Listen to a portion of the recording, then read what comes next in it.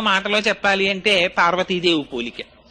అంత అందంగా ఉంటాడు ఆయన మహానుభావుడు. ఆ విభూతి రేఖలు పెట్టుకుని, ఆ కుంకుమ పెట్టుకుని, ఆ చేతిలో శక్తి శూలాన్ని పట్టుకుని నిలబడితే ఆ వల్లీ దేవసేన సహిత సుబ్రహ్మణ్యేశ్వర స్వామి వారి దర్శనము చేసినంత మాత్రం చేత మనస్సు లయమైపోతుంది. అయితే అనేకమైనటువంటి దేవతాంశములు జన్మించాయి. కానీ వీటికి లేనటువంటి చిత్రం అంతా సుబ్రహ్మణ్యేశ్వర స్వామి వారి అవతారం దగ్గర వచ్చింది.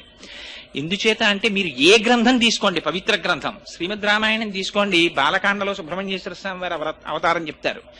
భారతం తీసుకోండి, సుబ్రహ్మణ్యేశ్వర స్వామి వారి గురించి చెప్తారు. వామన పురాణం తీసుకోండి, సుబ్రహ్మణ్యేశ్వర స్వామి వారి గురించి చెప్తారు. స్కాంద పురాణం కేవలం సుబ్రహ్మణ్యేశ్వర స్వామి వారి పేరు మీద వచ్చింది. అది పురాణాలన్నింటిలోకి పెద్ద పురాణం.